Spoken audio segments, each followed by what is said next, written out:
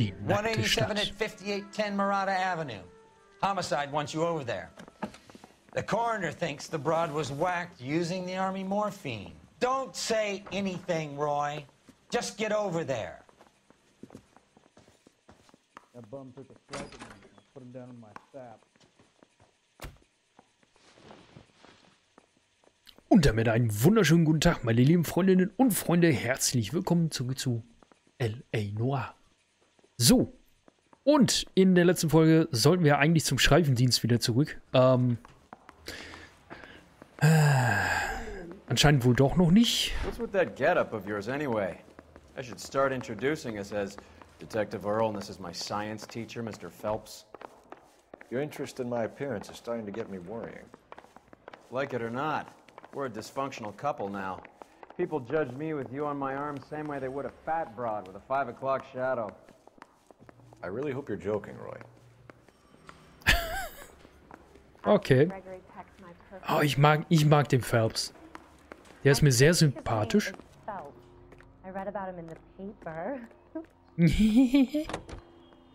Alles klar. Dann fahren wir doch mal hin. Hier, Roy, ich lasse hier sogar die Tür offen. Alles klar. So. Seem distracted. We recovered the morphine. Some of it might be unaccounted for, so what? That's life. We did our job. Closing one case opens another. Do you have any idea what is really going on while we're wasting our time following this stuff? Are you going to tell me? The deals being done right now will change the face of LA forever, and we're wasting our time on some hump. Someone's little girl. Visit the morgue at the end of the month when the John and Jane Does are cremated. Their percentages. The odds for and against lightning striking. All units, officers need help. Hollywood and Highland. Hollywood and Highland officers need help. 211 in progress and shots fired. Unit to handle code 3, identify. Alles klar. Weißt du was? Dann machen wir doch mal so ein kleines Straßenverbrechen wieder. Und das ist... Wo sind wir? Wo sind wir? Ah, wir sind hier und das Straßenverbrechen ist da. Okay. Dann würde ich doch sagen, drehen wir mal um. Und dann machen wir nochmal ein Verbrechen. Ein Street Crime.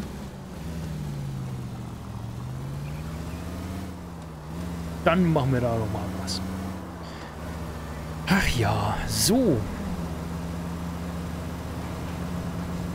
es könnte sein, dass ich vielleicht mitten in der Folge unterbrechen muss. Weil Kumpels von mir mich dann einladen würden zum Spielen noch. Mal gucken, wann was so ist.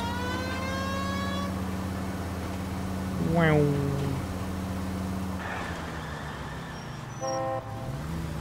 Quietsch. So. Geh mal aus dem Weg, Mann. Tatütata, die Feuerwehr. Polizei kommt. I'm the cops. Wir sind Cops. Ja, wir sind Cops. Auf jeden Fall. All units, officers need help. Hollywood and Highland. Hollywood and Highland officers need help. 211 in progress and shots fired. Unit to handle code 3, identify. Car 11K, we'll handle the 211. 11K, 211 in progress and shots fired at the corner of Hollywood and Highland at Hollywood First National Bank. The 211 suspects have taken 3 hostages. 11K, code 3. Oh. Kommis, Kommunisten. Alles klar. 3 guys tried to knock the place over and got jumped. Now they got a half dozen patrons and staff for insurance. Do we know the situation inside? 2 inside covering the hostages, plus this charmer at the front door. We need to do something about him now, sir. He won't negotiate, and he'll kill this poor bastard if we don't put him down. You come any closer, I'll pull the trigger. Move up! Nicht ganz. Hurry! There's someone in there! There's still someone in there. So, da hinten ist einer. Ja. In dein hässliches Gesicht. Und das war's.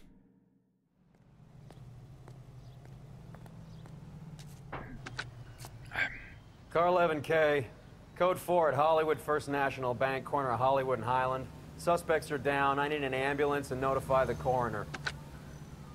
Roger on the ambulance, 11K. All units be advised, suspects are down at Hollywood First National at the corner of Hollywood and Highland. An Ort und Stelle. You drive. I need to go over the case notes. Yep. Alles klar. Yippie. Haben wir geschafft. So, die ganze Tour fahren wir jetzt nicht selber.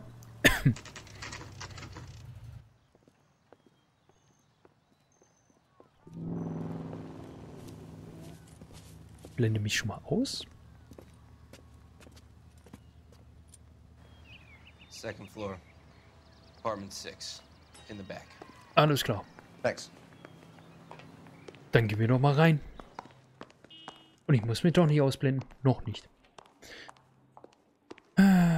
Apartment 6, second floor. So. Apartment 6, 5. Ach, da ist die Tür ja gerade offen. Bukowski, you made homicide. That I did. Good to see you, Phelps. You two want a hug? Or can we get on with this? Relax, Rusty. 26 Alte years Freunde. old, fashion model. Found in the tub by the cleaning lady, Mrs. Reynoldson. She called it in. We heard Carruthers thinks... Carruthers likes to make work for people. Overdose of sleeping pills. Falls asleep in the tub. Rest in peace. Case closed. Here, here. Mal is 100% that it's murder. Do you mind if I take a look around? Sure. Go right ahead.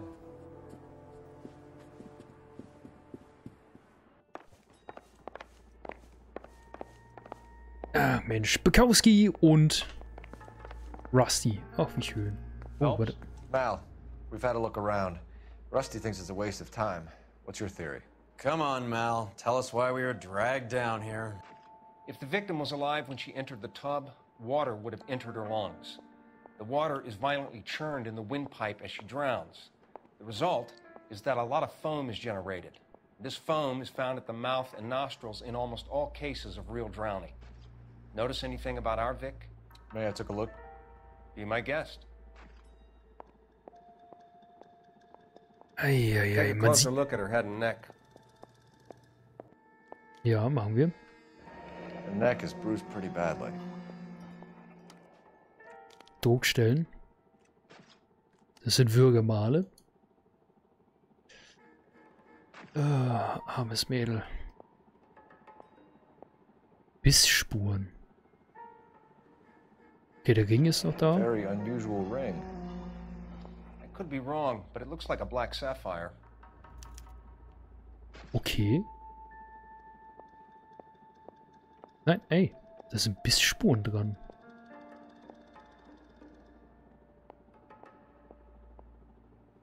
Okay.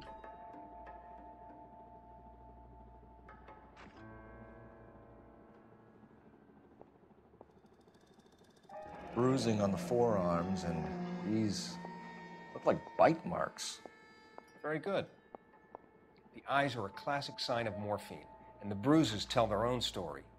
I think one man held her down and another held her arm and injected her. They put her in the bath to try to cover it as a drowning. And spread a trail of barbiturates. Take a look around outside on your way out and see if you can find the syrettes. It would make my theory. And morphine would have been very quick, and there wouldn't have been much of a struggle. Okay, so find two guys who recently bought syrettes and weren't junkies, and you might be onto something. This is her in these photos? She's something else. Yes. Nee, die haben wir. Miss Julie was... Pretty girl like that? Das sind ein Haufen Pillen. Having trouble with some boys, huh? Maybe she Probably got her heart nothing. broken. Wahrscheinlich nichts. Take it anymore. Okay. Da sind aber auch noch Herself a Pillen bath, auf dem down Boden. some pills, and then she just drifted off. I don't know. Miss Armes Mädel. Julie, she always had so much fire. So much drive. I'm sorry. Okay, überall diese Pillen. Looks like barbiturates. Barbiturate. Okay. Barbiturol ist, glaube ich, ein Betäubungsmittel? Oder so ein Herzmittel? Barbiturates. What else is Schlaftabletten. around in this thing?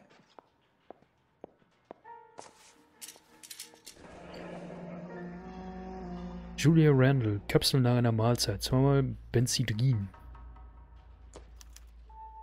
Okay, Dr. We should Stoneman. speak to her doctor.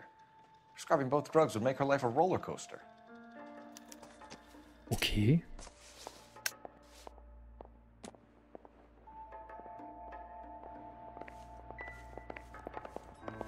Benzidrin, was ist denn das für ein Quatsch?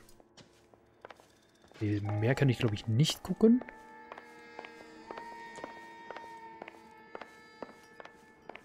So, ich kann mich gleich noch mit der Dame da unterhalten.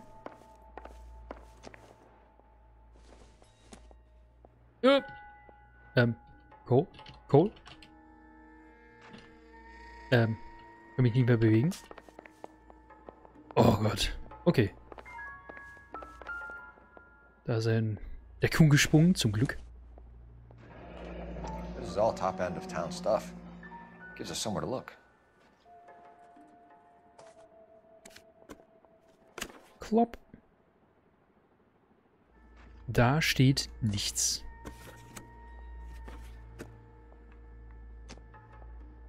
Okay, nehmen wir das nächste Bild. Vielleicht steht da was hinter. There's been a modeling assignment. Modeljob. Ah. Das ihn. Ich arbeite jeden Dienstag 11 bis 16 Uhr. Leiste doch Gesellschaft. Okay. Julia. It's a place to start.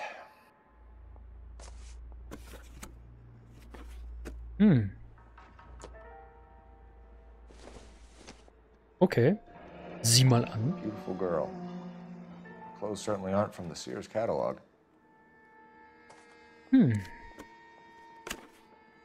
Da steht nicht drauf. Okay.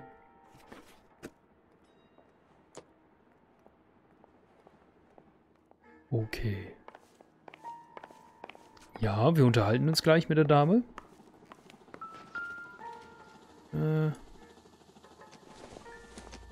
Nee, das ist nichts Interessantes. Das ist, glaube ich, auch nichts. Na gut. Dann unterhalten wir uns mal mit der Dame. I'm Detective Phelps. I'm here to try and help Julia. Do you mind answering some questions? Virginia Reynoldsson, I'm just so shocked. I feel like there's something I should be doing, someone I should call. We can make those calls, ma'am. Who needs to be notified? That's just it. I don't know. Miss Julie doesn't have any family in town. Someone has to set her affairs in order. Mr. Henderson, maybe? Who else is there? I don't know. If you give the details to the other detectives, ma'am, they can try and get in contact. Alles klar. Geisteszustand des Opfers. Was Miss Randall depressed about something? Upset? No more than normal.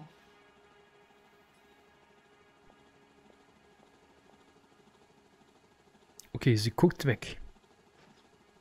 Haben wir was im Notizbuch? Morphium haben wir. Gerichtsmedizin. Schlaftabletten. Wegen Schlafstörung und Depression. Benzidrin. Rezept für Amphetamintabletten ausgestellt auf Julia. Ich würde vielleicht das mit den Schlaftabletten nehmen.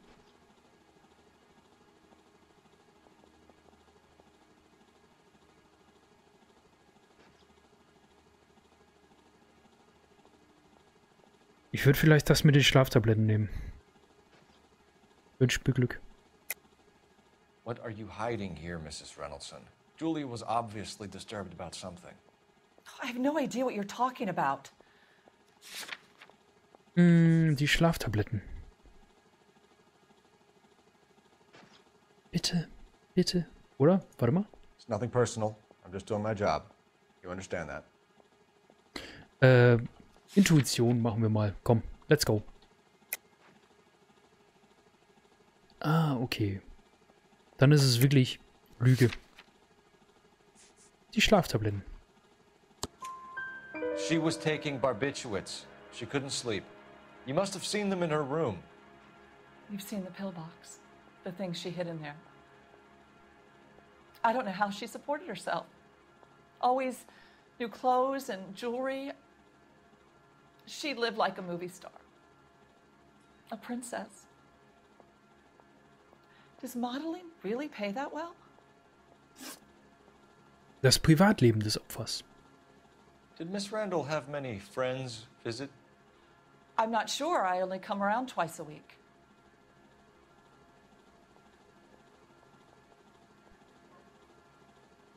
Sie guckt da schon weg. Morphium, möglicher Selbstmord, schwarzer Saphirring, 2 Verdächtige.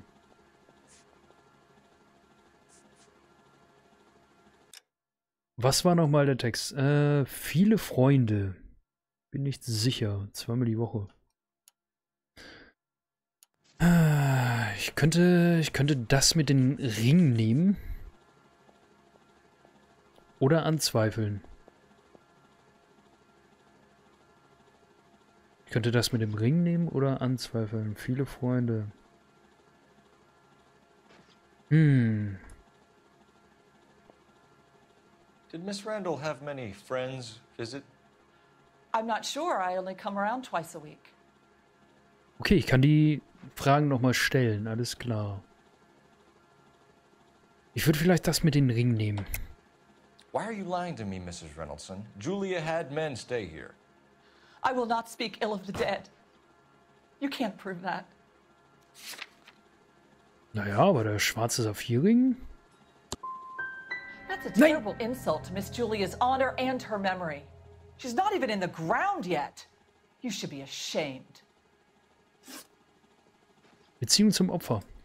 What was it like working for Miss Randall? Perfectly fine, officer. Okay. Das würde ich vielleicht anzweifeln, weil ich hab leider nichts. 2 Verdächtige. Der Modeljob.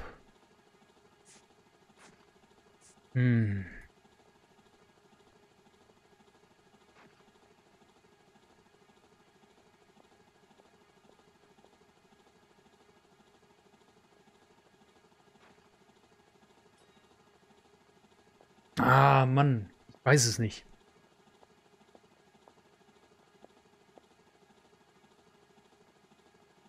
Nochmal Intuition. I don't know. Ja, komm. Machen wir nochmal. Anzweifeln, okay. Mrs. Reynoldsson, it seems like there's something you want to tell me. She was very high-strung. Lovely one moment and screaming at you the next. She wanted it all and she wanted it damn quick. Of course, being so beautiful, it seemed like she was going to get it. Not the way it's turned out, though, is it? Thanks, Mrs. Reynoldsson. You've been very helpful. One of the other detectives will take your statement, and then you can go home. Ah, Mist. Eine Erfahrung.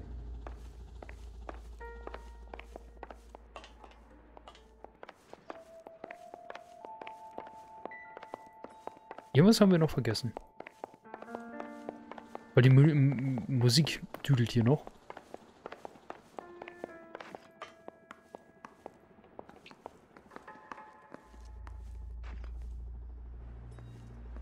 Oder wir müssen die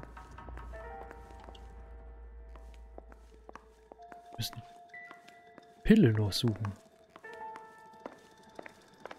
Die Spritze.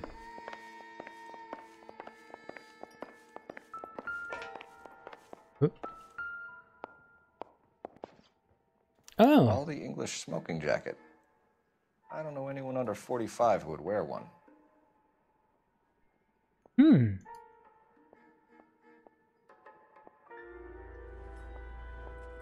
Tada! Okay. So, Fotomann. Wir müssen hier mal vorbei. on, Rusty. We'll take a look around outside and then follow up these leads.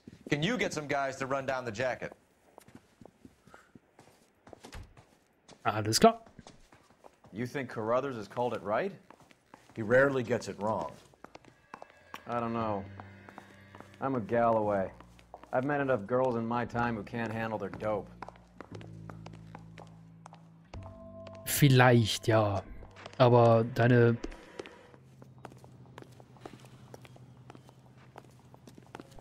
Du kannst dich vielleicht auch täuschen, weil der Gerichtsmediziner hat ja schon gesagt, es könnte so oder so gewesen sein. Julia Randalls Apartment.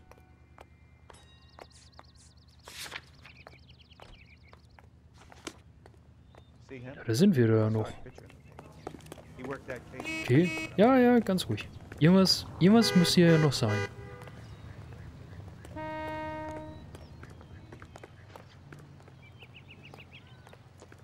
Sehen wir uns hier hinten mal um. Oh, schicke Schlitten.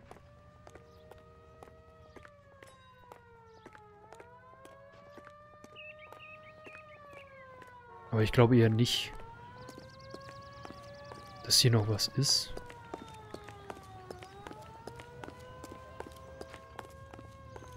Ist das Apartmenthaus?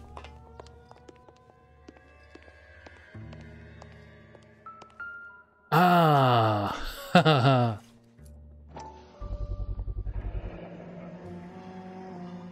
Mal will be pleased.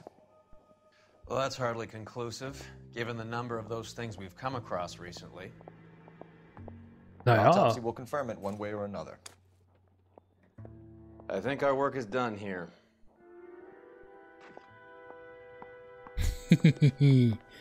Alles klar. Gut. Ich habe mich schon gewundert, warum das hier noch angezeigt wird.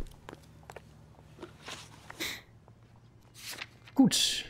Dann Stomans Praxis.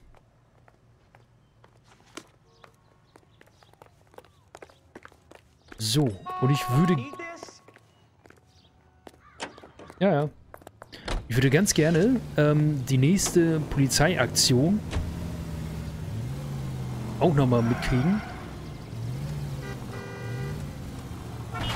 Ja, oh Mann, Leute. Bukowski, Galloway, quite the little reunion in there. Almost brought a tear to my eye. They're good police. How would you know? You got promoted so fast you barely had time to learn their names. Let me fill you in. Bukowski's a pushover. Galloway's a drunk. You could learn a thing or two from both of them. Please. They couldn't work a vice case if their life depended on it. I don't see why they'd be any better or worse at it than me. I noticed you said better. Hubris disguised as humility. Kind of your trademark, don't you think? Why do you always twist everything? Galloway's got nothing to prove. He's been on homicide for years. And he's welcome to it. You're a terrier, Phelps, and that's what I need. Not some old bulldog who can't get up a flight of stairs without coughing up his lunch. Boah, ein Arsch. Unit of 484 just occurred, 3155 West 4th Street. Unit to handle code 3, identify. Jupp, dann machen wir das mal. Weil durch diese Sachen, durch diese Mini-Aufträge kriege ich nochmal Punkte wieder. So würde ich doch sagen, fahren wir doch mal eben schnell hin. Es sei denn, es ist zu weit entfernt, dann ist das Julia Reynolds Apartment. Ach, da geht's hin. Okay, pass auf. Roy, du kannst fahren. Can you drive to this one? Ich hoffe, er fährt jetzt dahin zu dem Any Central Unit of 484 just occurred, 3155 West 4th Street. Unit to handle code 3, identify. 11K calling KGPL. We'll take the 484. 11K, see the man. Citizen reports of 484 just occurred at 3155 West 4th Street. 11K, handle code 3. Okay. Dann machen wir das auch mal.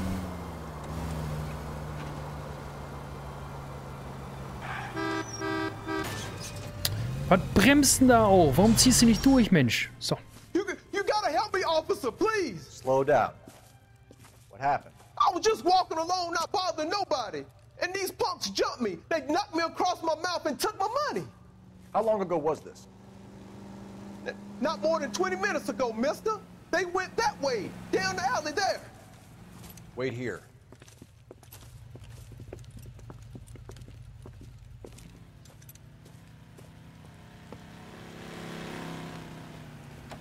Fleeced you, sucker. That son of a bitch is taking the car! Shit, come on, let's get after him. Wake up, Cole.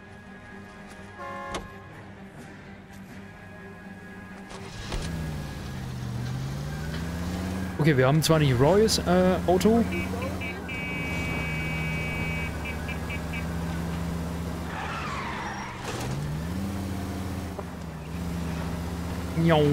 So, und eine wilde Verfolgungsjagd.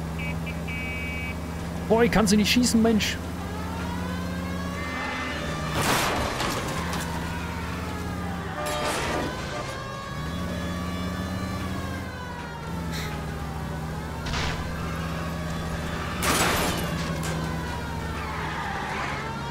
Hit him! Clear this asshole off the road. Roy, kannst du nicht schießen? Scheiße, das wird eine etwas längere Verfolgungsjagd.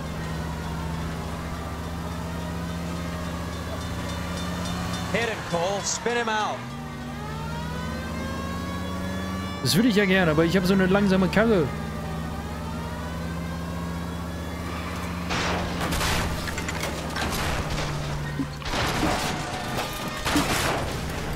Okay, da kommt er nicht mehr raus. Now, wasn't that a stupid thing to do? Hands behind your head! Alter, die Karre brennt.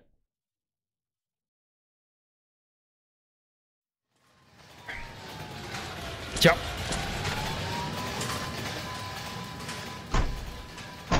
Kumpel, Verbrechen zahlt sich nicht aus.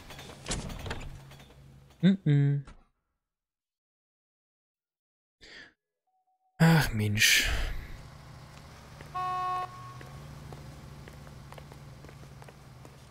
You're behind the wheel. Moment, ich krieg keinen Intuitionspunkt? Och, Mano. Scheiße. Ich glaube, den kriege ich nur, wenn ich ein Level up mache. Mist.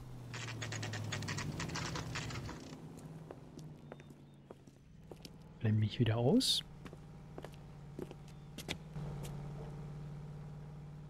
Oh, das wird ein guter Daumennagel. Gutes Thumbnail. Absolutely fireproof. Okay. Richer, cleaner and bolder. Okay. Bargains.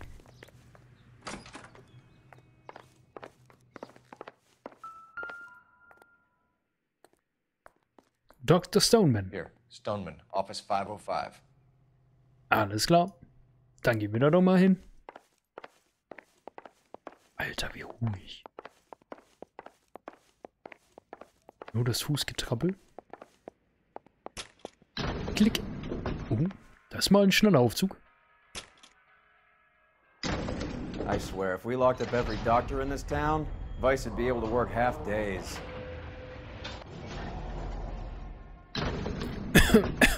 Ist das so schlimm? 505. Nur noch mal zur Erinnerung. Alles klar. So. 505. Dr. Stoneman. Moin. Yes, sir. Your name? LAPD. We'd like to see Dr. Stoneman. Dr. Stoneman is with a patient. Would you like to wait? No, we wouldn't. Tell him we want to see him now. There's no need to be rude. Save it, sister. Dr. Stoneman, I have some gentlemen from the LAPD here to see you. Send them in, please. I'll see this patient again after they've left. Okay. Your investigation is much more important than my sciatica. I'm just in pain here. Leave me alone. Ja, Entschuldigung, meine Güte. Dr. Stoneman, we are investigating the death of one of your patients, Julia Randall. I'm very sorry to hear that. Do you mind if we ask you some questions about Ms. Randall? Not if it doesn't compromise doctor-patient privilege, Detective. Beziehung zum Opfer. How well did you know Miss Randall? Barely at all. She'd only been a patient 6 months or so.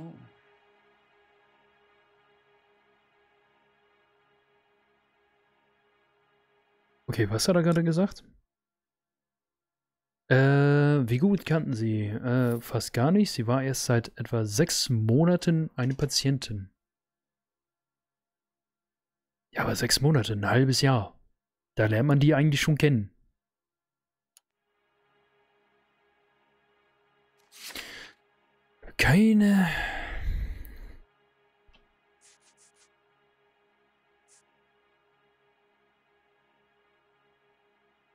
Ich habe keine Intuitionspunkte mehr, das ist halt blöde.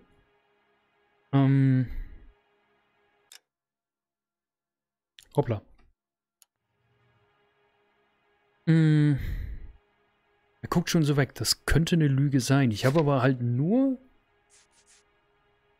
Schlaftabletten und Benzidrin.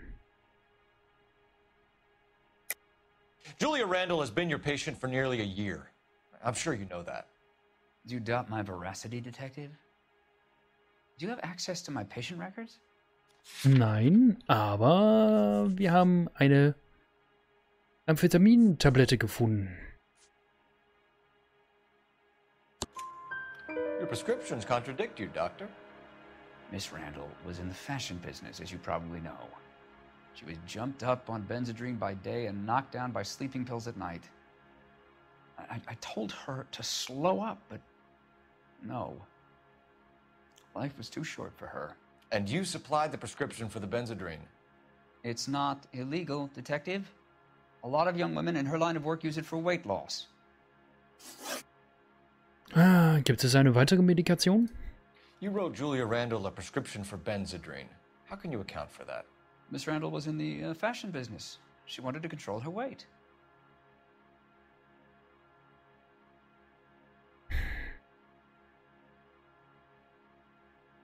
Okay, da will ich noch mal wissen, was...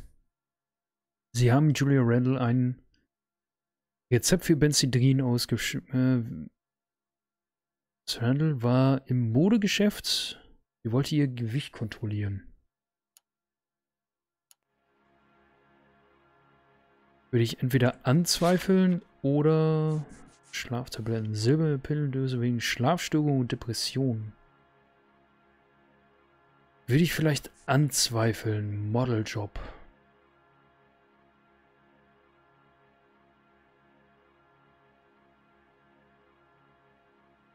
Ich würde es vielleicht anzweifeln.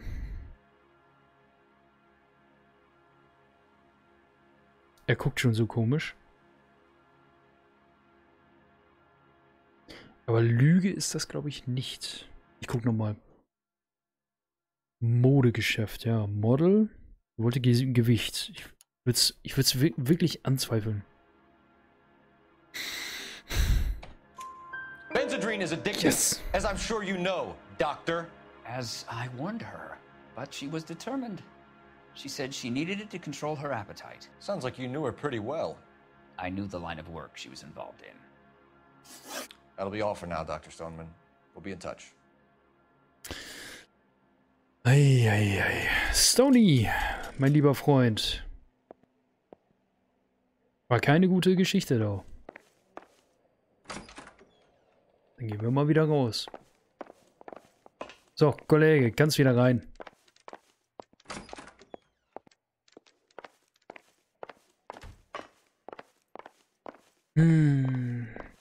Ich glaube, den müssen wir einbuchten. Und der Aufzug ist wirklich ziemlich schnell.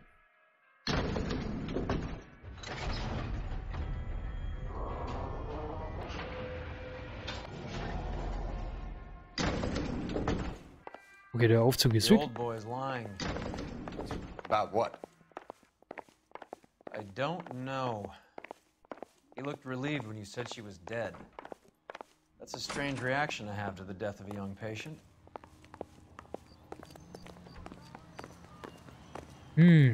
Okay, ich meine, so gute Menschenkenntnis unser Roy Earl auch hat. Und manchmal kann er auch ein Arschloch sein, aber da hat er mal recht. Da konnte er wirklich mal... Da konnte er wirklich mal sagen, da konnte er seine Menschenkenntnis vielleicht mal ein bisschen Have you noticed ausspielen. how croakers only pull out the physician-patient privilege card when they got something to hide? There are certain things people have a right to keep private. Until it gets in the way of police work. And it's only private when it suits them. A couple of drinks and every doctor I've met will spill your darkest secrets in a heartbeat. Ja, das kann wohl sein.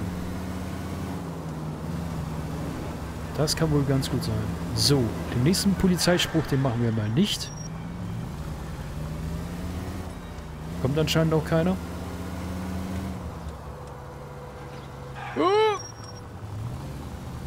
Alter, war das knapp. Okay. Ja, ist ja gut. Hört mal auf zu hoppen. Ein Damenbekleidungsgeschäft. He just refuses to accompany me to church. Ja. Und der Roy natürlich wieder. Well, hello. What can I help you with today? Ma'am. LAPD, ma'am. I hope I haven't done anything wrong. No, ma'am. We're making some inquiries about Julia Randall. Does she work here? No, I had to let her go.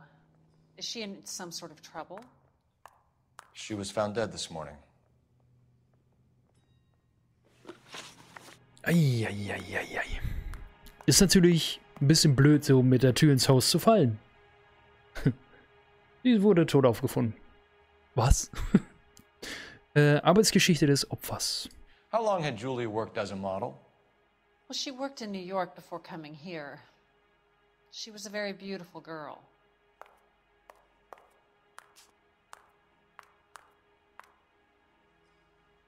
Sie guckt geradeaus.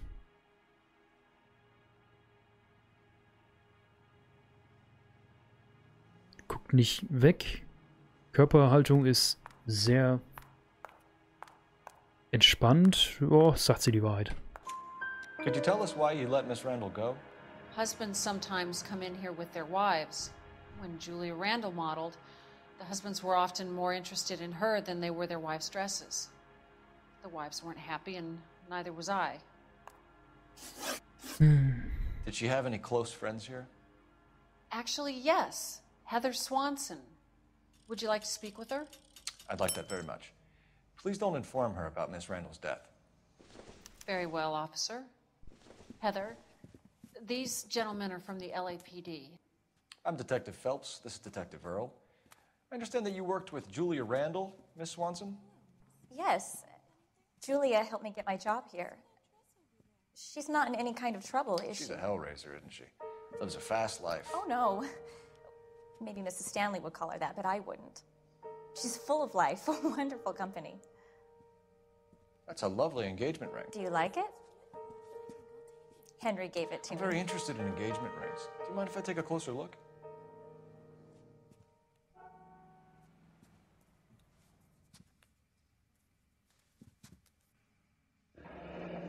That's some pearl, Miss Swanson. Would have cost Henry a fortune. He must really love you.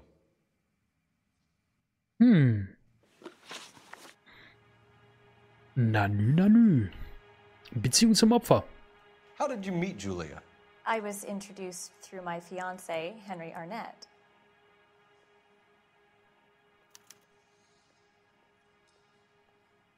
Okay. Ist auch wieder ganz locker, Augen geradeaus, nichts irgendwie angespannt im Gesicht, alles klar. Henry is your beau. Tell us about it. Yes, he is. Henry has a fashion business. He and Julia have been friends for years. Okay. Wissen über Mr. Henderson. Wer ist Mr. Henderson? Are Miss Randall and Mr. Henderson engaged? Who's he?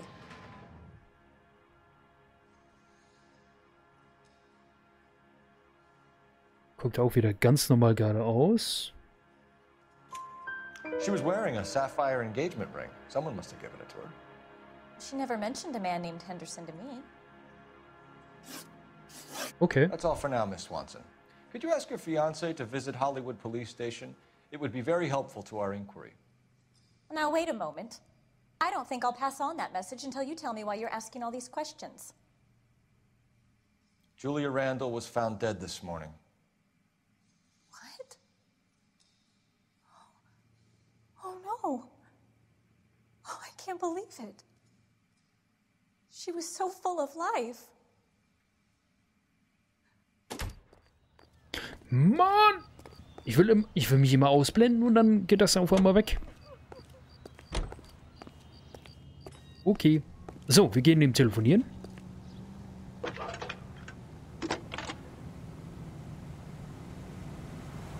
Phelps, Cool. 1247.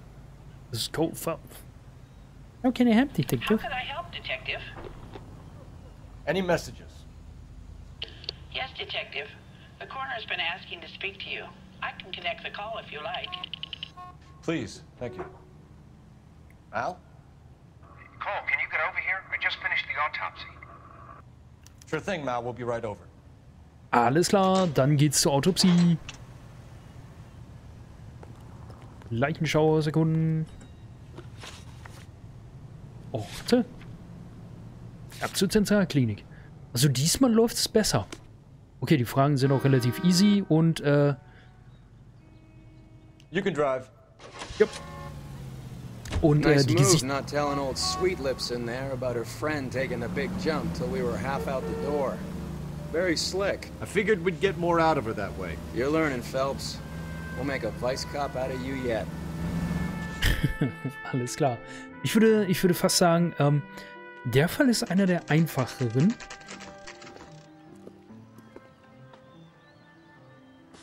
Weil ich vermute... Hey Mel. Weil hier sind relativ einfache Fragen. Detectives Phelps and Earl here to see the coroner. Yes, Detective. He's waiting for you in the examination room. Alles klar. Nette Dame. Isn't he the cop they've been talking about on the radio? Ja, ich bin der Cop. Cole, Roy, I have some information for you. You're the only person enjoying this, Mal. Get on with it. The bruising confirms 2 sets of hands, so we have 2 killers. Death was caused by heart failure due to an overdose of morphine. Have you dragged us down here to gloat? We already heard your theory. We agree that she was murdered. Yes, of course. I have something else to show you. All right, Mal, what gives? The dead guy's name is Jimmy LeBlanc, career burglar. He came in this morning. Someone stove his head in with a lump of 2x4. So what? Good riddance. I found 2 cigarettes in his jacket pocket. Wow. Hang on a minute, Roy. We're listening, Mal. No sign of morphine use and no metabolized morphine in his blood. Scratch marks on his face. Which could be from getting his head remodeled. Time of death, Mal. Maybe an hour or 2 after the Randall girl. So you're saying Laughing Boy here could be one of our killers? That's a hell of a long shot. Thanks, Mal. We'll check it out. I found something else. Okay.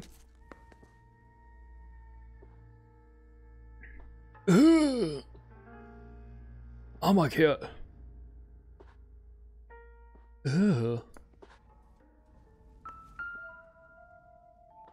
Das ist Julia. Augen so leicht. Gut. Ah, Blut. Okay. Sorry, I don't play. I don't know if it's significant. His wallet was empty. The only other things he was carrying were the harmonica and the morphine. Okay. Carruthers. Yeah, he's here. I'll send him over. They have a guy called Henry Arnett in interview 2 for you next door. Let me know how you get on. Sure, Mal. And thanks for the lead. Sure, Mal. Thanks for the lead.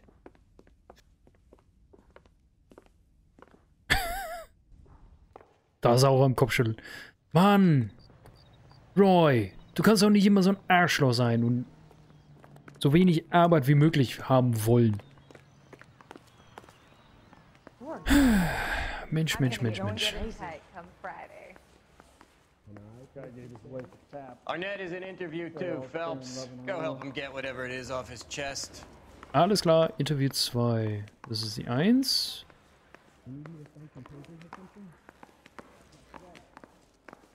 Interview Lineup Gallery. Wo ist Interview 2? Wo ist Interview 2? Interview 2. 1. Ah, 2. Da. Oops. Mr. Arnett, I'm Detective Phelps. This is Detective Earl. Thanks for coming in. Call me Henry. It's the least I could do. Terrible news about Julia. Alles klar, das klingt aber irgendwie so, naja. Beziehung zum Opfer. Mr. Einhorn. Oh, heute gibt es ein ganz geiles Spiel. Ja, auf jeden Fall. Mr. Einhorn, schönen guten Abend. How well did you know Julia Randall? Vaguely. I'm in the clothing business, and Julia occasionally modeled for me.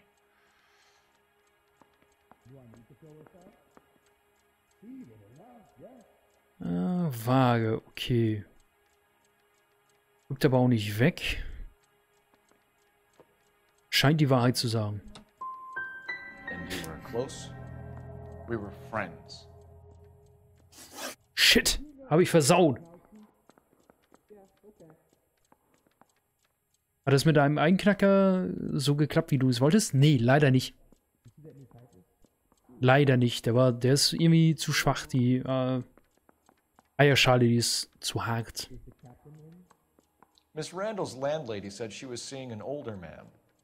Could have been. I wasn't privy to all the details of Julia's private life.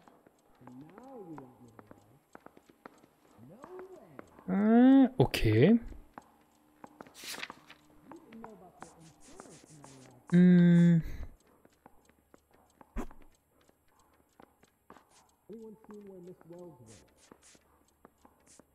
Eine Herrenjacke, kurze Samtjacke.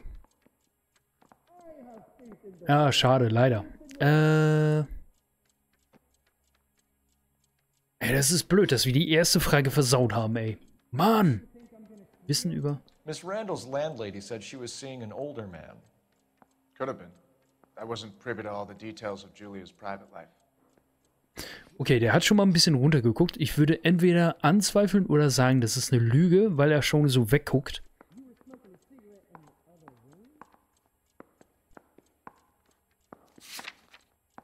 So, wir haben einen schwarzen Saphir. Schlaftabletten, Modeljob. Ich würde ganz gerne wissen, was jetzt die richtige Frage ist. Sie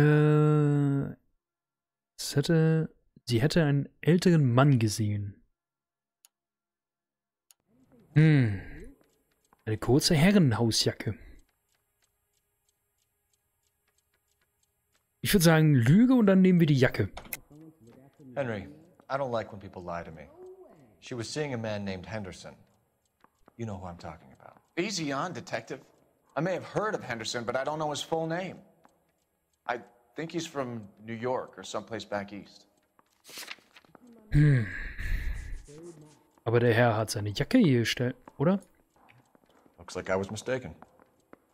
Ich würde vielleicht anzweifeln nehmen. Entweder Lüge oder anzweifeln. Einhorn, was meinst du? Lüge oder anzweifeln? Weil wir haben nichts gegen ihn. Ich würde lieber anzweifeln nehmen. Ich könnte auch mal Intuition ausspielen.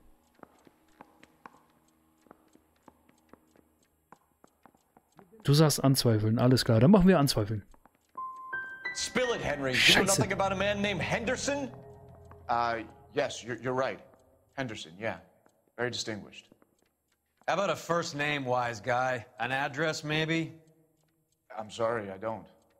I think he lives somewhere out of town. Somewhere back east. Ah, Mist. Schade.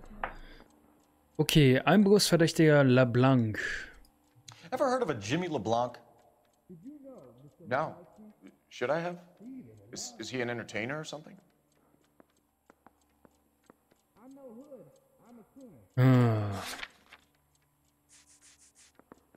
Da hätten wir Mord. Mord mit Gewalt verabreichte Überdosis. Perlenring, Morphium, Herren. Nein, würde ich vielleicht anzweifeln. Da würde ich vielleicht anzweifeln. Oder auch Lüge?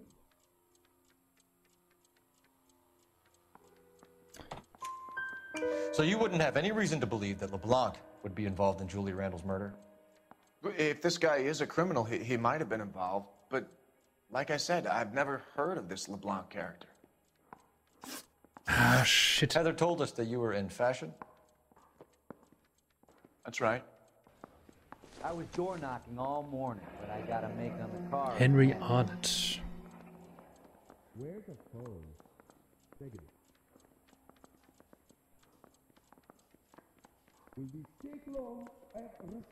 Some kind of traveling salesman? Once I got out of the Corps, I used my... You were in the Marines? Sure. I'm proud of it. The Fighting Sixth. You were in the 6th Marines? Yes. I was a captain. Which company? Various companies. We had a lot of casualties. Which engagements? Okinawa. A couple of other places. That will be all for now, Henry. You've been very helpful.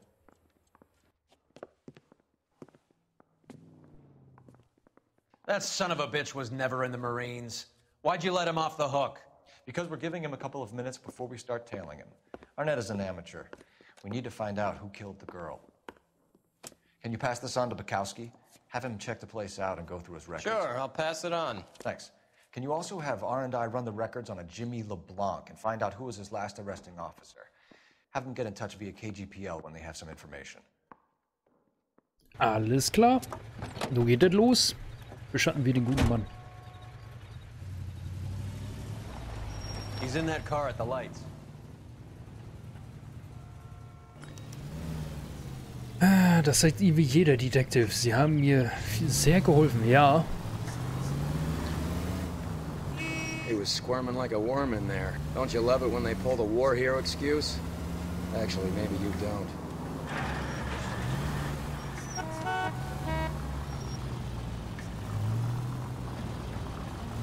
Naja, jeder Hinweis könnte wichtig sein. Und wenn's... That would be a bad time to... I'd have expected a cat like Arnett to be a better liar.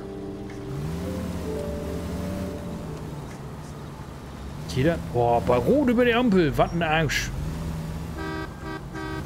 Ja, alles gut. Ja, dieser Spruch, sie haben uns sehr geholfen. Ich meine, bei der Polizei, jeder Hinweis könnte richtig sein. Und wenn sie diesem Hinweis dann halt nachgehen und der ist dann entweder richtig oder falsch, wissen sie auf jeden Fall mehr. Where are you taking us, Henry?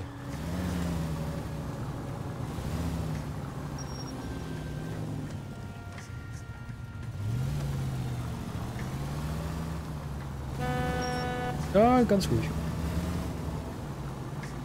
Wo fährst du hin? Das ist ja immer so das Interessante. Wow, wow, wow, wow. Wenn die sagen, sie haben uns ja geholfen, in gewisser Weise stimmt das. Sie können Fragen stellen, hoppla. Und wenn die halt richtig oder falsch sind, dann können sie schon mal evaluieren. Ist der Fall wichtig oder nicht oder was auch immer.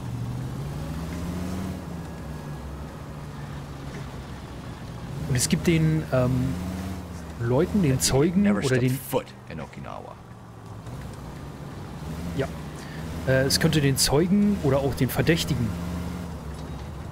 vielleicht auch so ein bisschen so ein schlechtes Gewissen einreden, wenn sie zum Beispiel gelogen haben.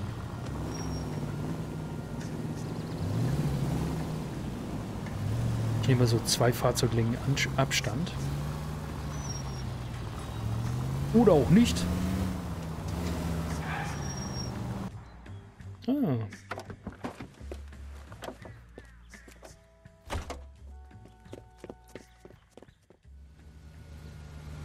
Okay.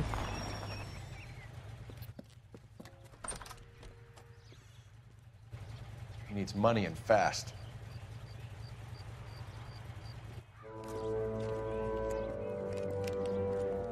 Okay. Get in there and find out what he pawned. I'll stick with him, see how he intends to spend the money. Too much slack. Gotta get closer. Hoof it, Phelps. I'll bring the car around when I'm done here. Jupp, alles klar. So.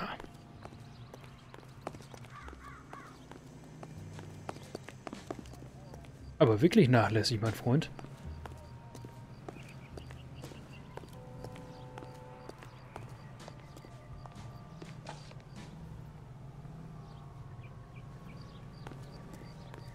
Was?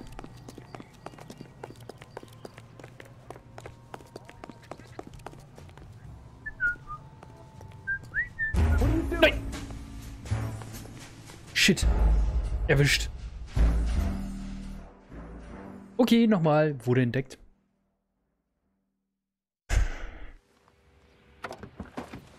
Ja, komm, das hatten wir. Ich nur draußen.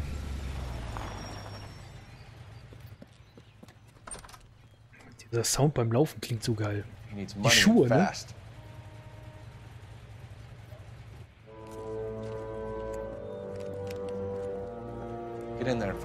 Also das mit den Schuhgeräuschen, das haben sie schon richtig geil hingekriegt. Move in. Can't risk losing the trail. Hoof it, Phelps. I'll bring the car around when I'm done here.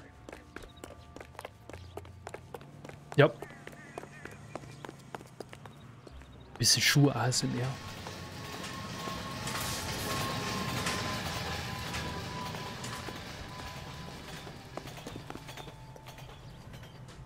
Nein. Too much slack. What are you doing? Shit. Ah, ich bin blöd.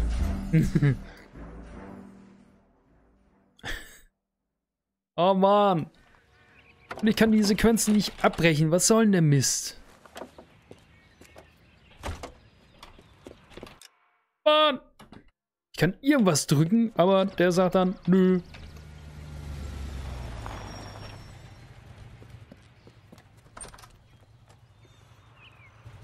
He needs money and fast. Gefühlt so, ja. Get in there and find out what he pawned. I'll stick with him, see how he intends to spend the money. Move in. Can't risk losing the trail. Hoof it, Phelps. I'll bring the car around when I'm done here.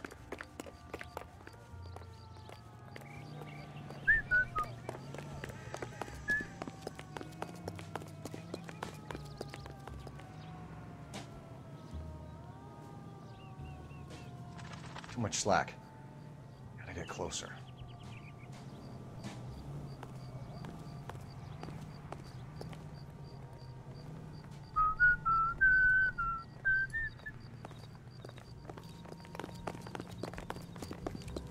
Klack.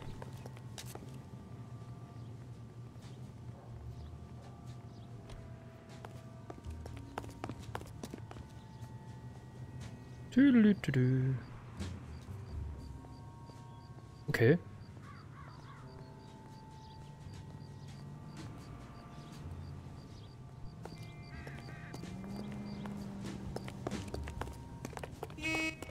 Ja, alles gut.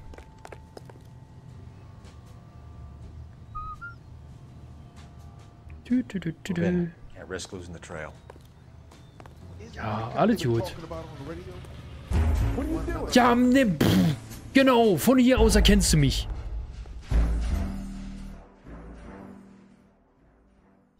Aber Rockstar hat es drauf mit Soundeffekts. Ja, auf jeden Fall. Auf jeden... Ja, bitte. Ich würde das gerne überspringen. Boah.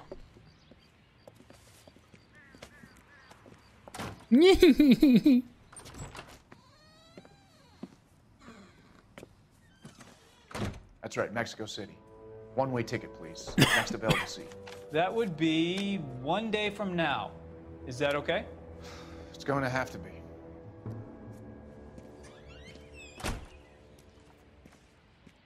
Okay.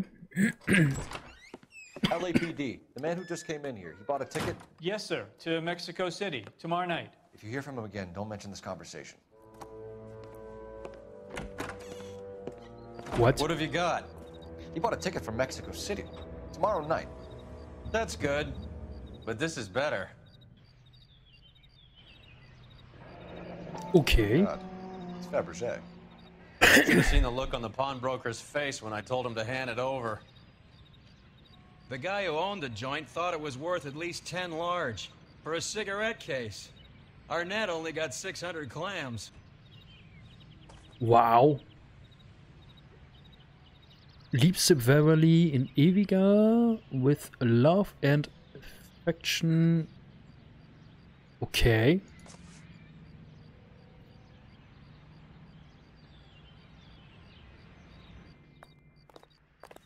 Na, gucke mal an. Dann gehen wir doch mal eben telefonieren. Roy, du wartest hier? Ja, Soundeffekte, also Rockstar Games oder generell Spielehersteller, die können schon Soundeffekte. Wenn sie gut sind. Und die sind wirklich gut abgemischt.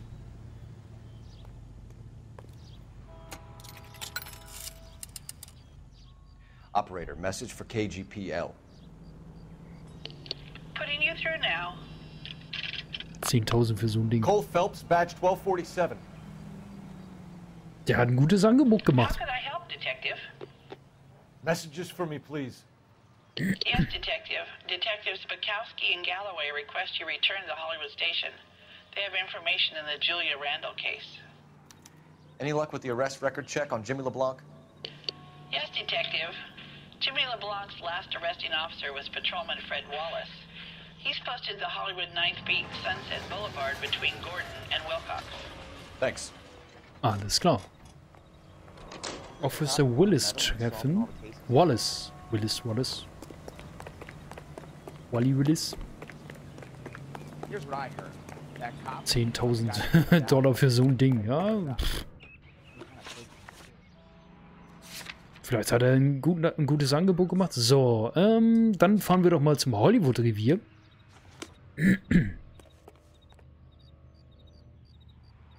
Can you drive to this one? Und wir kürzen die Strecke natürlich wieder ab. A one-way ticket to Mexico. Old Henry's looking as guilty as a dog next to a pile of dog shit. What's his motive? I can think of a few, but I'd put my money south of the belt. One guy plus two dames always equals problems.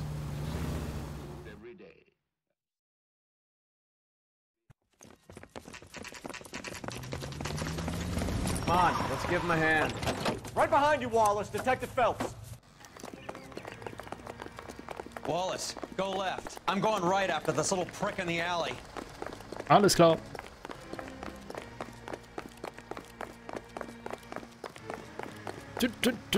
Rennen.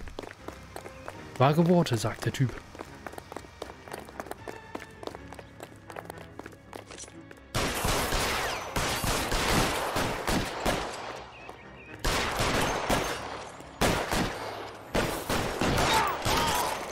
Töt.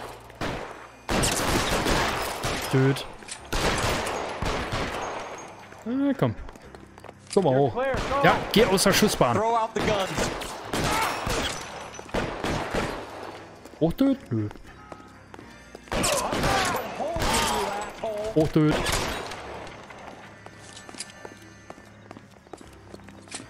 Lade nach. Hochtöt.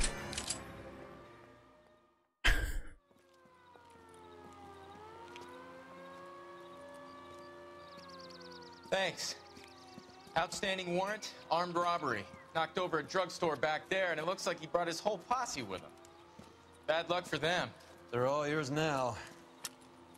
We need some information. Ever heard of a burglar goes by the name of Jimmy LeBlanc? Sure. I nabbed Jimmy on a burglary beef a couple of years back. They cut through a music shop and into a jewelry store. He got 4 years. I miss his partner, though. His partner? Big guy. I had him cornered. He picked up this huge display case and threw it out a plate glass window. Then he vaulted out of there like something out of Barnum and Bailey. Got away. I would have had him, except for LeBlanc yelling, "Run for it, Willie." And you think he was an acrobat of some sort? More like a strongman, a wrestler, or a boxer, that kind of thing. Thanks. You've been a big help. You haven't done too badly yourself. Sie waren aber auch nicht schlecht. Ja. Willi? Fragezeichen. Okay, dann würde ich doch sagen, fahren wir doch mal... Oh.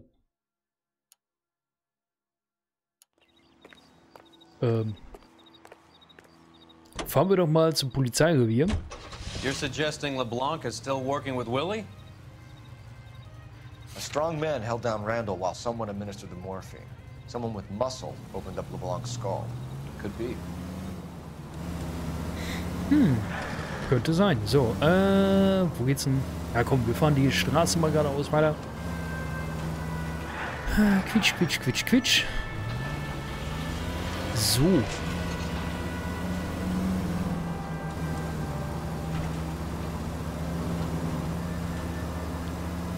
Ich meine, soundmäßig, die Autos haben sie auch ganz gut hingekriegt. Allerdings...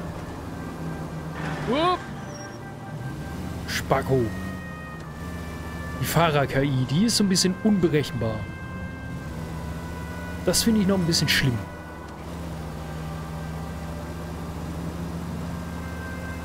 Und ich habe fast die Vermutung, dass sie die Sounds vielleicht recycelt haben von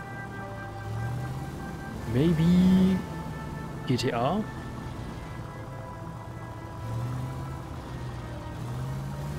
Ist auch in GTA so, diese Autofahrer, ja. Diese wunderschönen KI-Fahrer. Caught up with Mao. He's given us the dope on LeBlanc. He worked burglaries with a big guy. Goes by the name of Willie. He might be our killer. Can you work boxing gyms, the Y, promoters, that kind of stuff? Since when have you started giving orders, Phelps? And where's the burglary angle? There was no sign of a... That's where our net comes in. Next stop, we speak to Lacey about a list of recent burglaries. The guy's a bum. His office is a front, and he's behind on the rent and his phone bill. And he's skipping town. Tomorrow. Let's get him in and beat it out of him. Do you want to bring in the killer, Rusty? It could be too smart for your own good, Phelps. We've been talking about that, haven't we, Roy? Stefan? Finbar? Finbar? Sir, I need the contraband list. Mag das nicht, so genannt zu werden. Hang on, I'll dig out a copy for you. Here you go. Thanks. Is the cigarette case on there? No. This is 1947, not 1927. Of course a girl can ask the fella out. Manche Sounds von L.A.Noire und Midnight Club L.A. Findet man auch in GTA 5. Okay. Silver Pillbox. Fabergé Gold Cigarette Case. Da ist sie doch. It's here. Arnett must be out of his mind trying to move this while under a murder cloud. Horside! Nee, Positive! Schönen guten Abend! Hallöchen! Vielen Dank für den Raid. Dankeschön. So. Silver Pillbox. Wir sind hier gerade am L.A.Noire spielen. Schönen guten Abend, liebe Leutchen. Und ich versuche gerade herauszufinden, ob hier eine Pillendose ist. Was? Ich habe doch jetzt alles gefunden, oder nicht? Doch, oder nicht, oder wohl. Moment. Okay, irgendwas muss ich hier noch finden. Wirf den Chat bei dir ab. Ich gehe essen. Alles klar. Guten Abend. Schönen guten Abend. So, wen haben wir hier? Beverly Everston. Julia Randall's ring. It's here. Mrs. Beverly Everstrom. Eavestrom. Achso. Haben wir hier noch eine Eavestrom? Nee. Gold and Emerald Earrings. Black Sapphire Ring. Wireless Ring. Kabelloses Radio. Das haben die damals schon gehabt. Okay, Gold. Nö, das ist nix. Nö. Coin Collection, Silver Pillbox. Seems Julie wasn't the first bored society girl to hide her bennies in that pillbox. Okay. Fountain Pen, Drinking Glasses, Silver Pillbox. Bibel. Irgendwas hatten wir auch noch gefunden. Nee. Silverware, Pearl Ring, Wood Case Radio. Nein. Even the engagement ring was purloined. Arnett is a cad. Okay.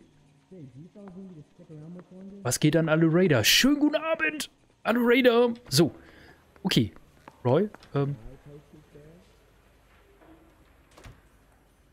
Any ideas? Okay. We check out this Eastern broad and see if we can make the link between the burglars and Arnett. Alles klar, vielen Dank für den Hinweis. So. Orte. Eastrom Wohnsitz. Eingetragene. Ja. Heavens to Betsy! Was? I recognize that guy from the papers. He's a cop. Ja, wem zählst du das der Wand oder was?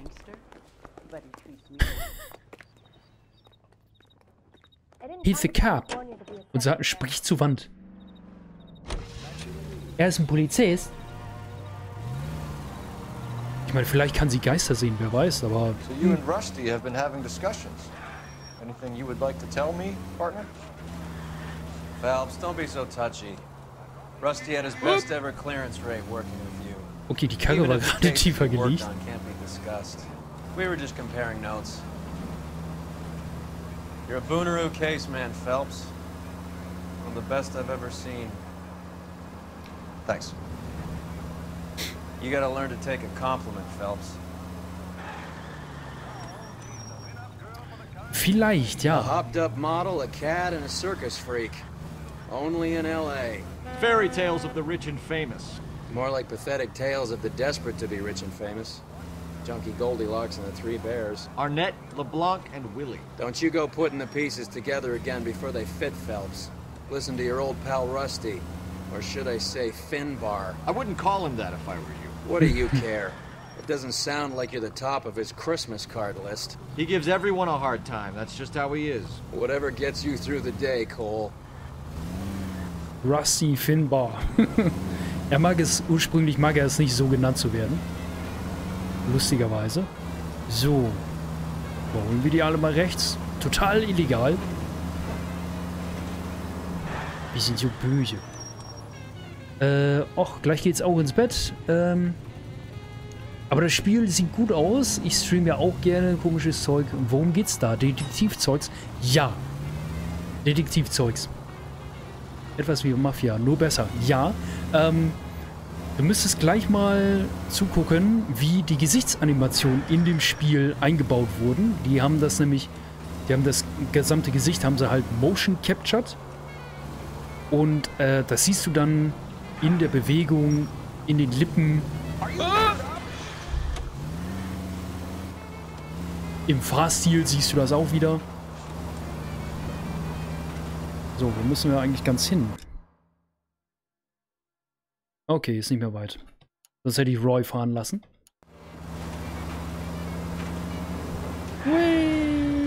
Ups. Christ! Das kommt auf unsere Spesenrechnung.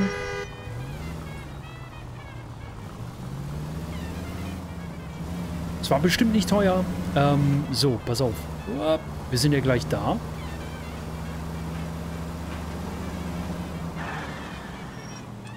Und die haben sehr gut die Gesichtsanimationen eingebaut.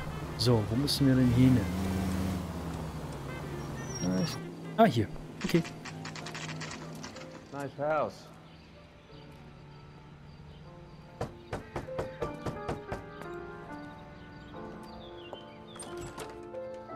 LAPD. Moin, schönen guten Abend. Is Mrs. Eavestrom in? She is. Would you follow me, sir?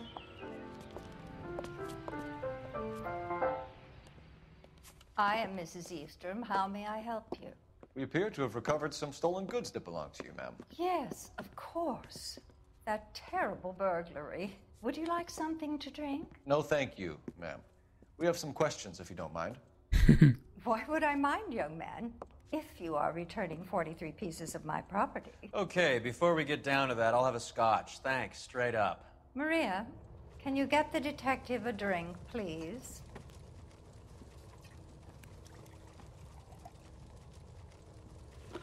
Stimmt, sehen echt gut aus. So, und jetzt achte mal drauf, wie die Gesichtsanimationen gleich sind. Liste des Diebesguts. Can you describe to us what was stolen? It would be easier to describe what wasn't stolen, Detective. A priceless tiara that has been in the family for 50 years. A Fabergé cigarette case that was worth $25,000. 25.000 und der Typ hat es für 10.000 vertickt. So, und jetzt sehen wir halt in dem Spiel das Herzstück sozusagen. Die sehr gruseligen Animationen von der alten Dame.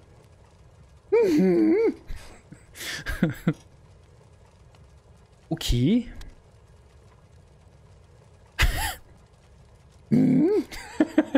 Alter, sieht die gruselig aus. So, und jetzt können wir hier pass auf, jetzt haben hoppala. Jetzt haben wir hier oben 3 Dinge, die wir anklicken können. Einmal Wahrheit, Anzweifeln oder Lüge. Jetzt können wir das natürlich sagen, sie sagt entweder die Wahrheit, wir können das anzweifeln, ihre Aussage, oder wir können sie direkt sagen, sie lügen. Ja, schon beängstigend, auf jeden Fall. Und jetzt haben wir hier einige Dinge, die Entschuldigung, die wir als Beweise vorbringen könnten.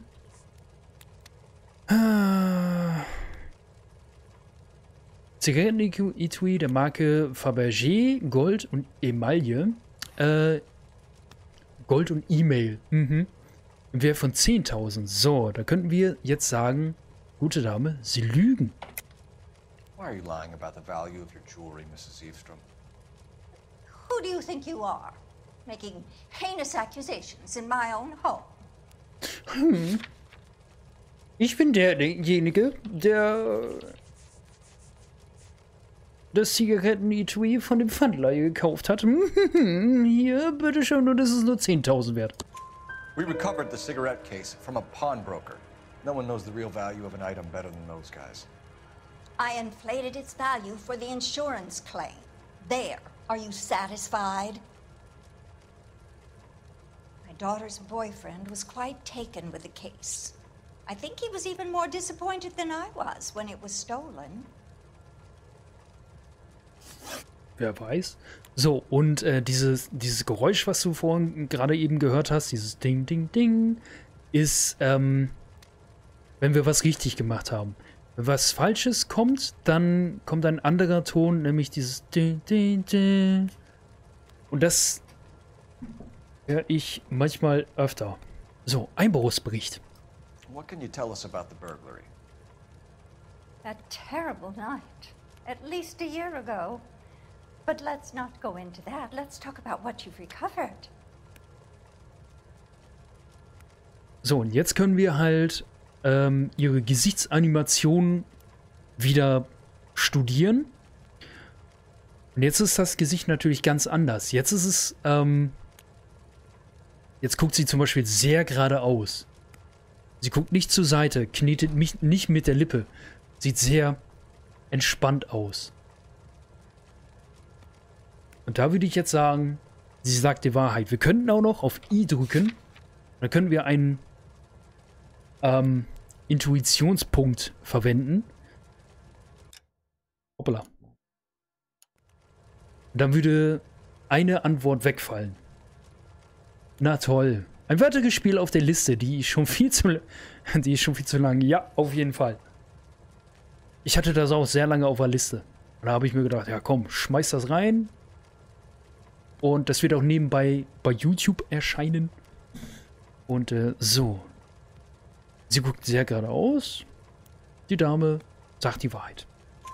Were you in the house when the burglary took place? Good heavens, no. I was at a social function held by a Dr. Harold Stoneman and his lovely wife. I returned home and all of my things were missing. That's about it for now, Mrs. Eastrom. The department will get in touch and let you know how you can recover your valuables. You have only mentioned a few of the items that have been stolen, Detective. What else has been recovered? You see, Phelps? That's why you get the drinks in early. Hello, Mother. Hello, detectives. What is going on? We'd like to ask exactly the same question. You have met my daughter? This morning at work. Oh, mother and father divorced. I took my father's name. The detectives recovered some of the things that were stolen, darling. Well, what did you find? A sapphire ring on the corpse of Julia Randall. What are you talking about? Your engagement ring, Miss Swanson. Would you be surprised to know that it was part of the proceeds of a burglary? That's an outrageous allegation. Yes, it is. I suggest we go straight to Henry Arnett's place and sort this mess out. Okay.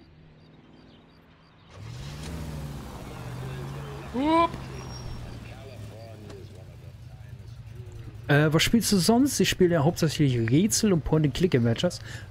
Ich spiele, ja, sowas, so Casual Games halt. Rätseldinger, Point-and-Click habe ich schon mal, zum Beispiel auch schon mal gemacht. Shooter, aber nicht Multiplayer, sondern mehr Singleplayer. Und manchmal halt so Simulationen wie Euro Truck oder American Truck Simulator.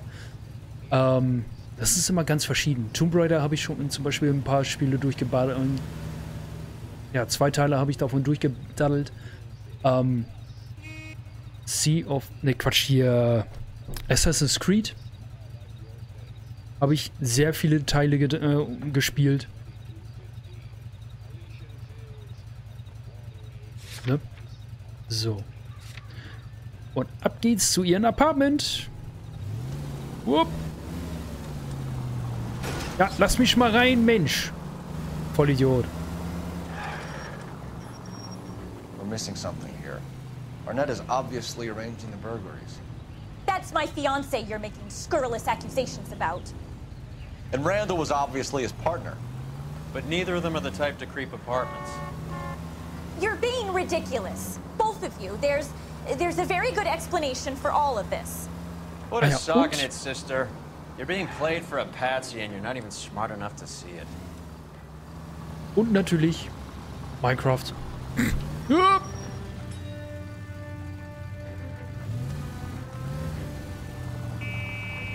Hui, und los geht's.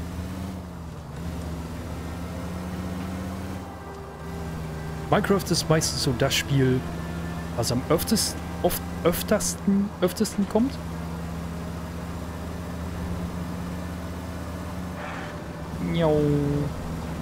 Ich kann mal die Sirene machen. Achtung, Polizei im Einsatz. Gehen Sie mal aus dem Weg hier. Ich bin die Polizei. Hallo. Achtung, Achtung, hier spricht Herr Polizei.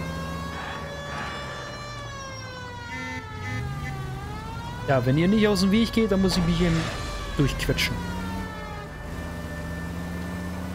Am öftesten? Am meisten. Okay. Ich weiß, schlauster Sachse der Welt, ja, ja. Nee, das ist hier Einhorn. Das ist Mr. Einhorn. Das ist der schlauste Sachse der Welt.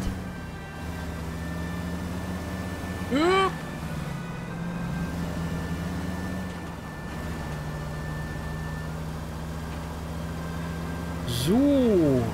Jetzt sollen wir zu dem Apartment hin. Wo ist denn das überhaupt? Heißt ja auch nicht Meister am meisten. Ach, da sind wir. Da ist der Spieler. Oh Gott, das ist noch weit. Eieiei. Ja, ich weiß. Deutsche Sprache Arsch. Oh Gott, die fahren irgendwie blöd.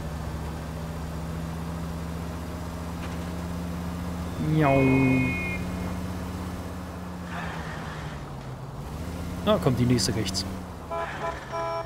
You're gonna go right up ahead. Jupp.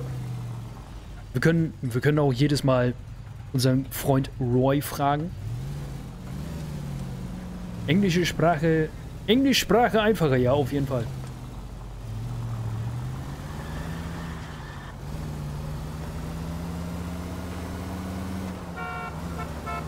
Manchmal ist Englisch einfach besser. Nehmen wir zum Beispiel unsere 3 Artikel. Der, die, das. Und dann nehmen wir jetzt mal den englischen Artikel. The. Die haben nicht the.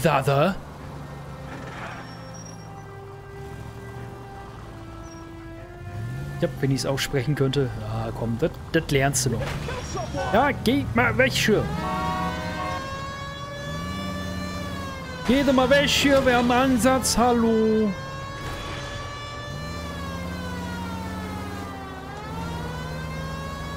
Ich kann es sehr gut, ja, ich eigentlich auch. Also wenn es drauf ankommt, könnte ich, glaube ich, mit jemandem sehr flüssig Englisch talken.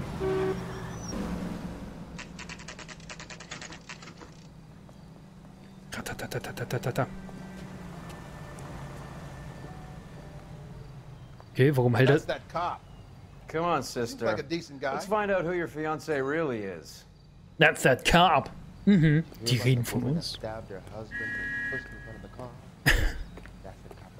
Ich kann es sehr gut, aber nicht durch Schule. Nee, ich auch nicht. Ein Stück weit vielleicht durch Schule. Größtenteils eigentlich mehr so durch YouTube und durch Spiele.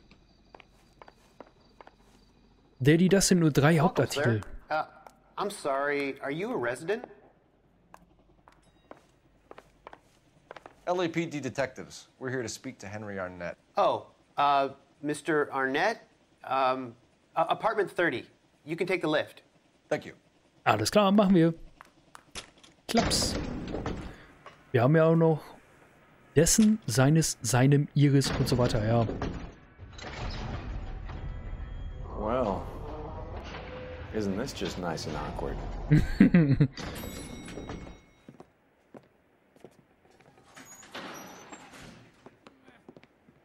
Gucken, was jetzt abgeht.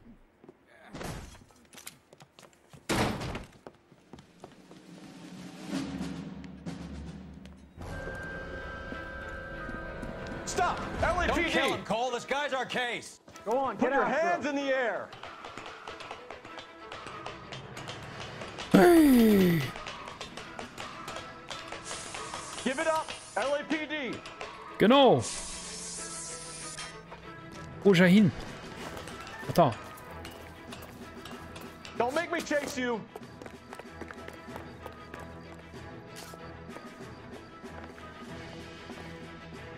Upp. Klettere mit W wieder hoch. Mann!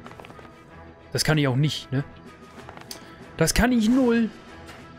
Muss ich da stehen bleiben oder wie?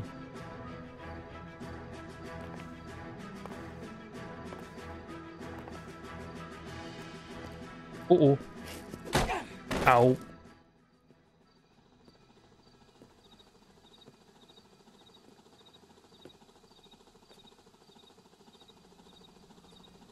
Looks like he got you good, Phelps. Yeah, he really packs a wallop. How did I get back here? Under your own steam, miraculously. You came in through the window, said hello, and then keeled over. How was Arnett? He's coming around, too. He's all hopped up. Good time to get some answers. You missing something, Henry?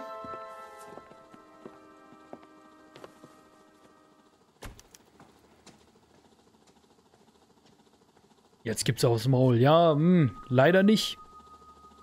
Okay. Wir können uns ja auch noch umgucken. Oh ja, genau. In der Schule lerne ich nur British English. Ja. Stück weit ja. Zeitung?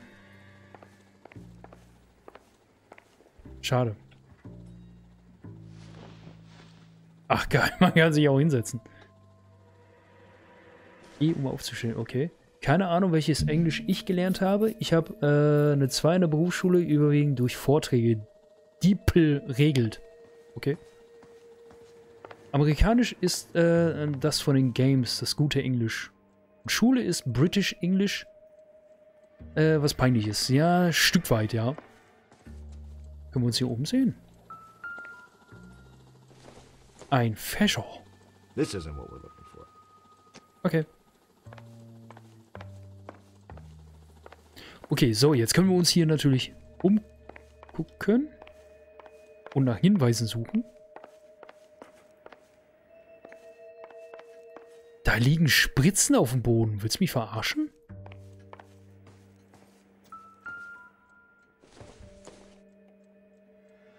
Junk. Okay, Müll. Ich will jetzt auch nicht sagen... Teebeutel? Circumstantial. Okay.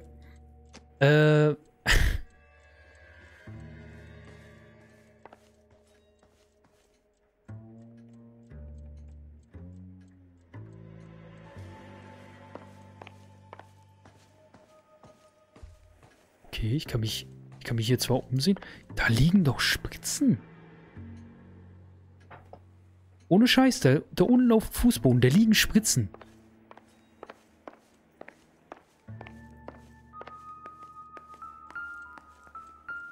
Hier, da haben wir eine Taschenlampe, eine Torch.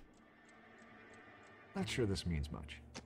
Ja, teilweise ist die englische Sprache aber auch noch alt. Aus der alten Schule, sagen wir mal, von der alten Schule noch. Wenn du jetzt hier, die Taschenlampe bei uns. Das sagte mal einer,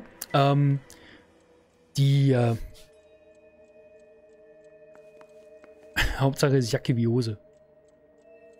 Nee, die Aussprache ist Jacke wie Hose, ja. British wird's im Britischen genannt. Die lassen manchmal ein paar Buchstaben einfach weg. Und das hatte mal einer gesagt, die englische Sprache ist relativ einfach gehalten. Die deutsche Sprache ist ziemlich erklärend, hat er gesagt. Die macht eigentlich das, was sie soll. Wenn du sie jetzt zum Beispiel eine Glühbirne nimmst, sie sieht aus wie eine Birne und sie glüht. Eine Taschenlampe.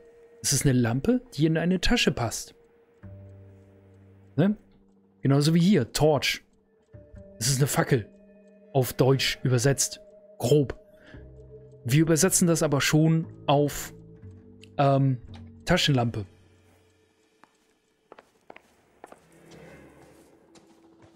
Deswegen, unsere Sprache hat eigentlich sehr, sehr viel mehr zu bieten. Ah, ein Koffer. Aha.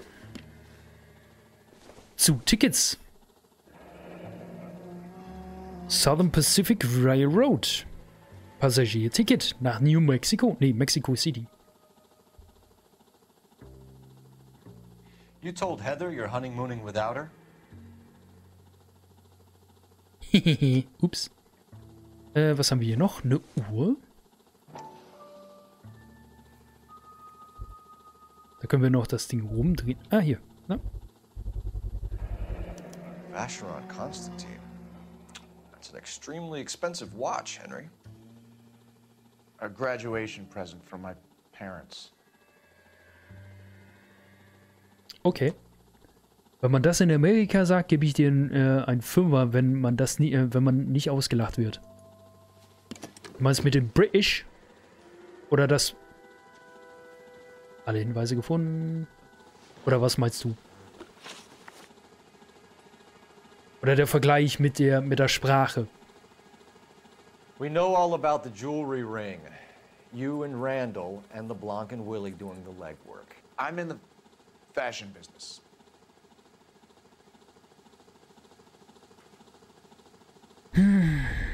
Er hat schon gezögert. Guckt zwar geradeaus, aber ich würde es entweder anzweifeln oder Lüge machen. Ich bin mir aber gerade echt nicht sicher. Ich würde vielleicht einen Intuitionspunkt dafür verballern. Und im Englisch heißt es zum Beispiel Flutlicht. Oder mein Beispiel mit Wasserflasche. Eine Flasche mit Wasser, ja. Nee, meinte Brandon seinen Torch- und Smartphone-Satz. Ja. Smartphone included with Torch. Du wirst erstmal ausgelacht, weil You won't let me leave until we finish this, Detective. So you'd best get on with it. ich frage mal die Community. Lüge. Der lügt doch. Der ist ein Lügner. Okay, dann sagen wir mal Lüge. Was haben wir dann? Was haben wir dann als Perlenring? Was haben wir dann als Beweis? Konstantin Uhr. Wir hätten die Uhr. You're lying, Henry. How can you prove that I'm involved, Detective?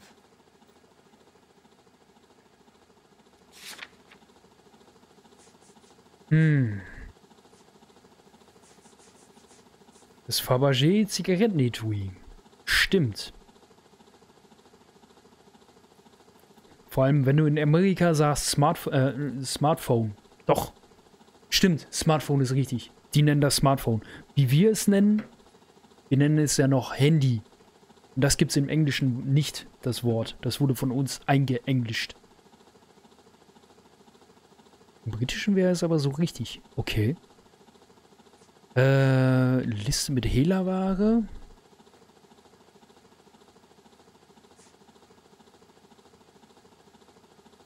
Ich würde das Zigarettenetui nehmen. Because you pawned a Fabergé cigarette case today for $600. A case that is on a list of stolen items. It was Julia's idea. Get a list of society parties and find out where and when, and then have the guests burgled. Julia was desperate for money. No matter how much we made, she always wanted more. Okay. Ein Motiv für den Randall-Mord. Why did Reed and LeBlanc kill Julia Randall? I wanted to stop, to get out of that life. I was going to marry Heather if she'd have me. Julia told the others that they were out, that she was going to create a new gang.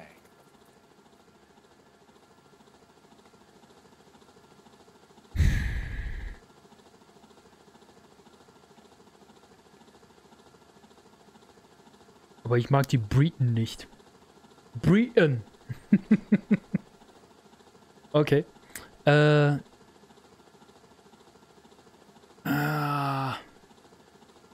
Ich würde vielleicht auch sagen, das ist eine Lüge oder anzweifeln. Was hat er gerade noch gesagt? Ich wollte aufhören, ein anderes Leben beginnen.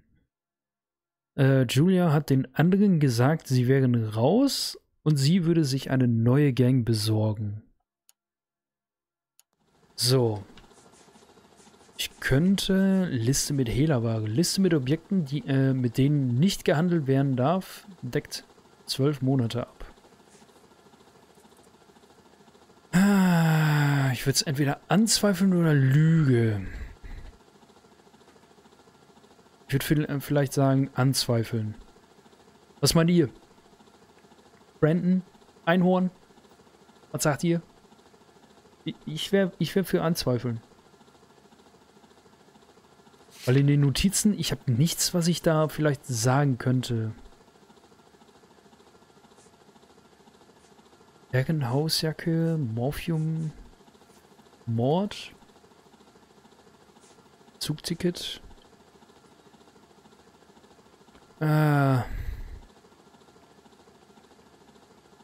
Okay, komm. Bestimmt falsch, wenn ich sage. Anzweifeln. Okay, ihr beide sagt anzweifeln. Ich wäre auch für anzweifeln. You wanted Julia Randall out of your life. Why would he want that? Julia was our friend. Julia was his hump, sweetheart. They were the Bonnie and Clyde of society burglars. He met you and realized he didn't have to steal anymore. He could just mooch from you. He needed Julia out of the way. Julia was insatiable. She didn't care about anyone, not the least me. She was never going to go back to the poverty she came from. I wanted it to stop. Shit, haben wir nicht. Identität von Mr. Henderson. Who is Henderson and what is his involvement? Tell them what you know, Henry. I'll stand by you if you'll only tell the truth. There is no Henderson.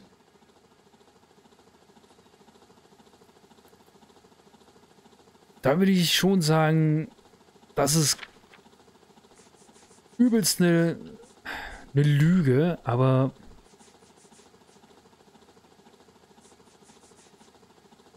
Liste mit Hehlerware, Fabergé, Zugticket. Das ist auf jeden Fall eine Lüge. Ich wüsste aber gerne, was.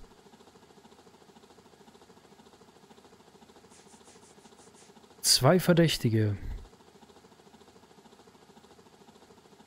Das könnte ich vielleicht anbringen.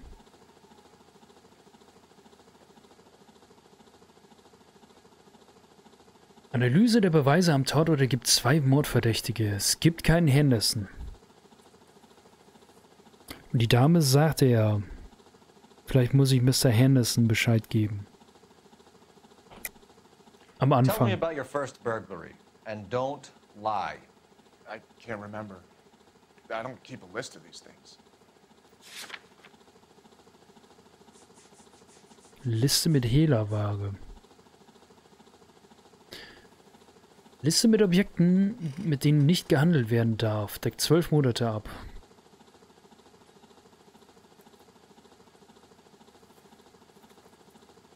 Ich könnte das als Beweis geben. Oder irgendwas anderes. Zwei Verdächtige. Möglicher Selbstmord, Morphium. Ich würde fast die Hehlerware nehmen. Oder die Uhr.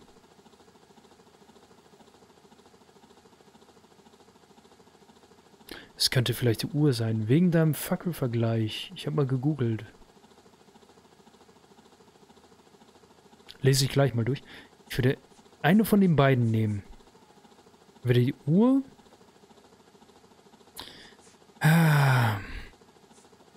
Oder die Liste. Ich nehme die Uhr. No such. Shit. I'm sorry to disappoint you. Henry Arnett, you are under arrest for burglary and for the murder of Julia Randall. Henderson is Stoneman, all right?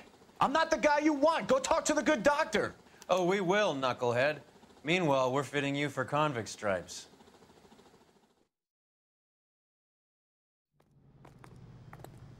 Scheiße.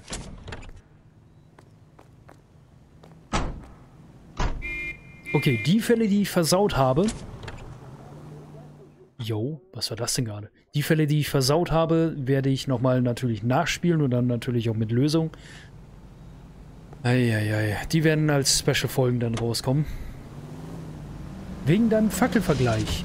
Ich habe mal gegoogelt, Fackel stammt aus dem Lateinischen von facula als Abkürzung für Fax. Oder Abkürzung Fax bedeutet Kiensparen, welches man nutzte für Fackeln. Also ja, Deutsch ist eine erklärende Sprache. Ja. Wobei Faxgerät dadurch eine ganz andere Bedeutung bekommt.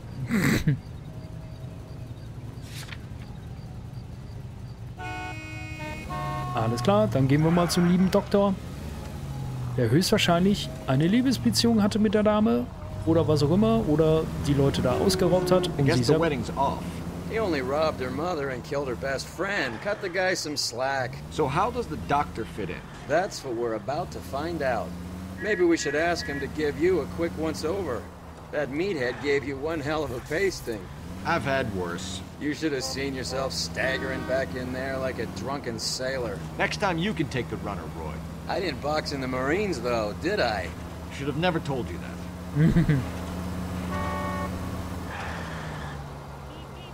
Okay, dann fahren wir mal wieder zu dem lieben Herrn Doktor. Herrn Onkel Doktor.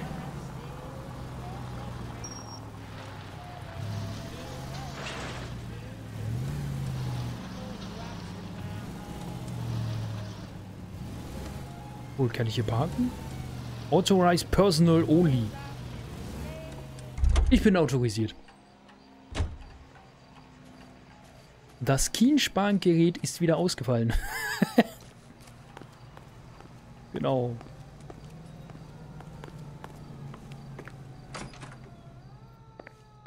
So, Roy, kommst hinterher oder muss ich auf ein besseres Wetter warten?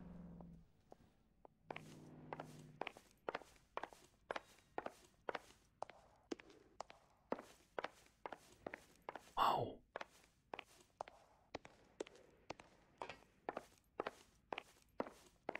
Okay.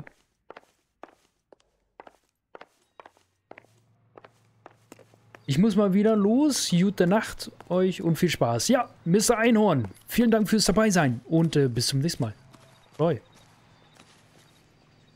Was ist los? Kannst du hier aussteigen oder muss ich irgendwie anders parken?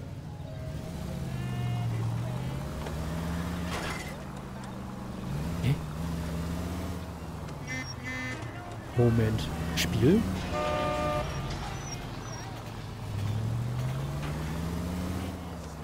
Warum will das Spiel jetzt nicht?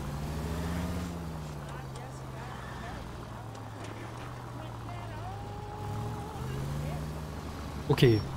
Anscheinend ist das Spiel verbuggt. That's that cop. Looks like a decent guy. You know the way. You can drive. Lassen wir Roy mal fahren. Mal gucken, wie er fährt.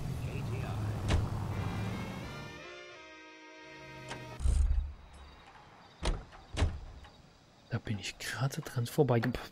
Spiel verarscht mich. Übrigens, da ja keine Maskenpflicht mehr ist, muss ich mich zusammenreißen, auf der Arbeit nicht meine Fresse zu... nicht eine Fresse zu ziehen, wenn mir ein Kunde dumm kommt. Okay, Brandon, reiß dich zusammen. Ach du Scheiße. Time for the doctor to give us something to make this all better. Obwohl, teilweise hatte ich auch ein bisschen Gesichtsakrobatik, als ich da mal dabei war. Ja, wir waren ja heute in den Niederlanden, also in Groningen, in Holland. Und da bin ich auch teilweise ein bisschen rumgelaufen, so.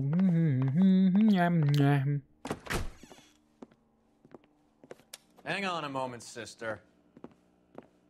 Tell him it's Henry Arnett, and tell him it's urgent. I can't do that. Tell him, or I'll charge you with obstruction of justice. Doctor, I'm afraid Mr. Arnett is here to see you, and he says it's urgent. Send him in. Send him in. I told you never to come. Tell us the truth, Doctor.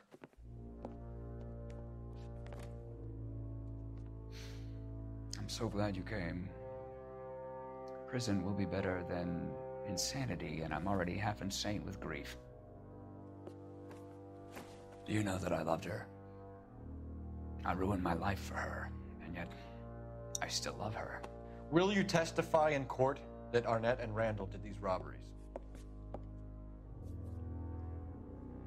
They organized the robberies. Julie would get the names of the guests attending my wife's parties. Didn't matter how much money I showered upon her, it was never enough. She never really cared for me. Doctor, I'm afraid you're under arrest.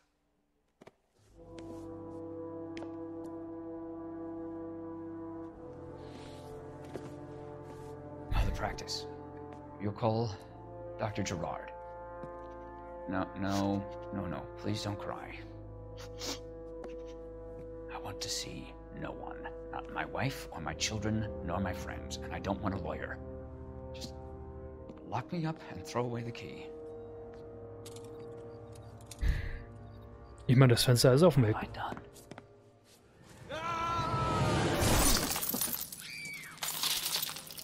Didn't see that coming.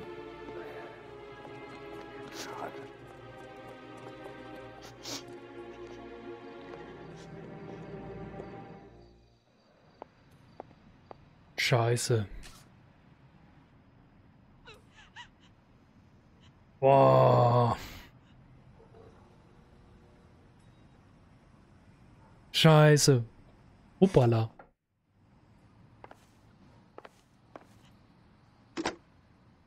Erstmal Operator, telefonieren. give me dispatch. Putting you through now. I need an ambulance and the coroner immediately to the offices of Dr. Harold Stoneman, 1646 Ivor Street, Hollywood. En route, Detective. You have a message. Detective Bukowski says the suspect is named Wilson Willie the Wolf Reed, former wrestler. Last known address is an apartment building at the corner of Hollywood and Vine. Detective Bukowski says to meet them there. On our way. We have an address for the runner. Let's try and wrap this up then. Ma'am? Schade, ich kann nicht mit dir reden. Och, Mann. Oh, wir können noch Sachen untersuchen. Ketchup. I doubt it. Okay. Da ist noch ein Zettel. Ich glaube, den können wir uns nicht angucken, oder?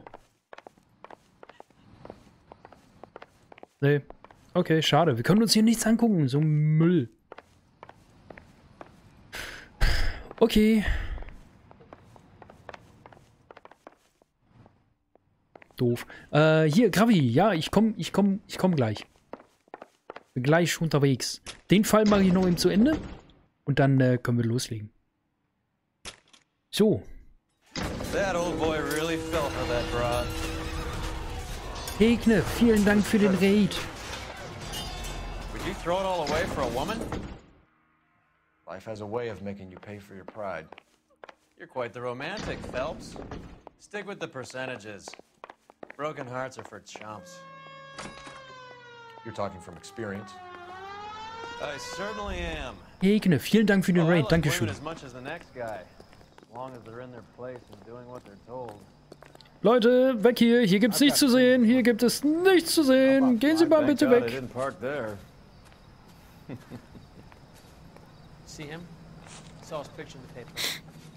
Schön weitergehen. Hier gibt's nichts zu sehen. Nö, nö, nö.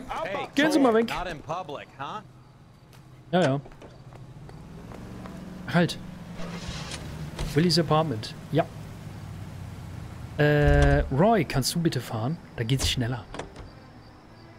You drive. I need to go over the case notes. Sag mal, bist du bei Gary im Discord? Oder du, Gabi? Ja, wir haben einen Discord-Server. Broadway, Hollywood.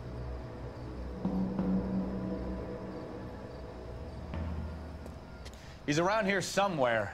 A big guy. Neighbors say he always wears basketball shoes and a cream jacket. And get this. The kids around here say he plays the harmonica. Find the game well and have the commander set up a dragnet. We want the area closed off. We'll take this side of the street.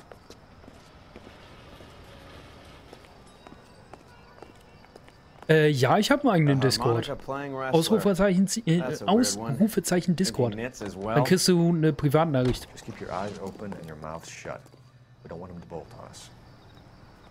Okay, jetzt müssen wir den Kerl suchen.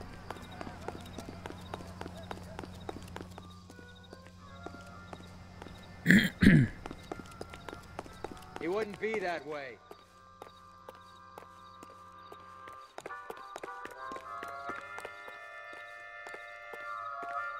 Ja, da kommen nur die Mods rein. Was?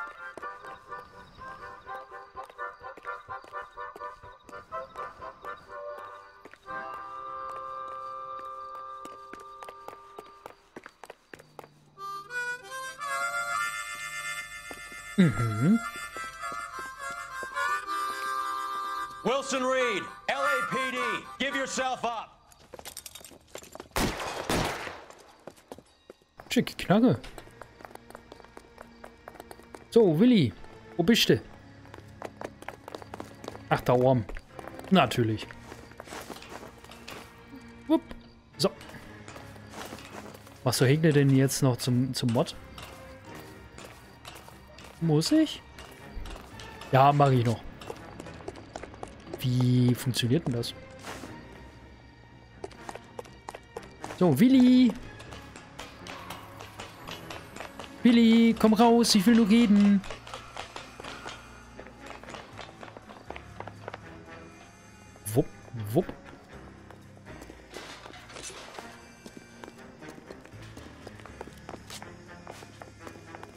Billy, kommst mal raus. Ich will nur reden. Hallo.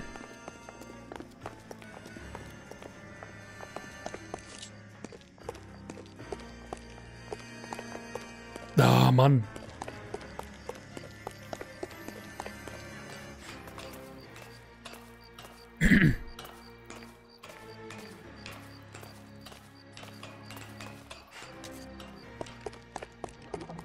Hold it. He's got to be around here somewhere. No place to go unless he grew wings. There he is. Waste the son of a bitch.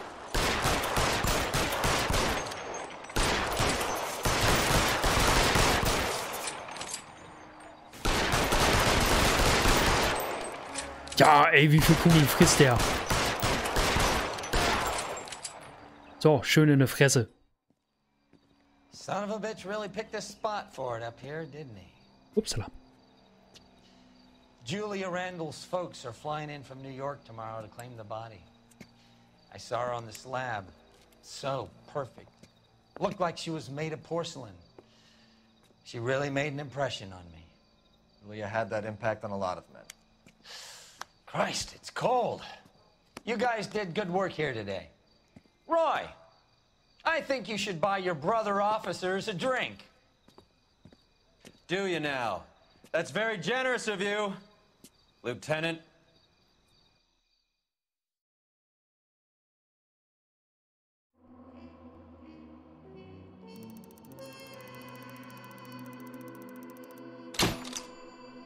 Ja gut, ausgezeichnet. Ist schon okay. Kann ich mitleben, aber ich will volle 5 Sterne haben. Alles klar. Jetzt, wo der Doktor tot ist, weiß nur noch Annette, wie fanat er in Miss Randall war. Okay. Sachschaden $100, Fahrzeugschaden $106. Ist ein guter Schnitt. Gefundene Hinweise 15 von 16. Scheiße. Okay. So. Dann würde ich doch sagen, ich beende diese Aufnahme hier fürs Erste. Liebe Freunde, vielen Dank fürs Zuschauen, fürs Dabeisein und bis zum nächsten Mal. Ciao, ciao. DerGerry. Tschüss.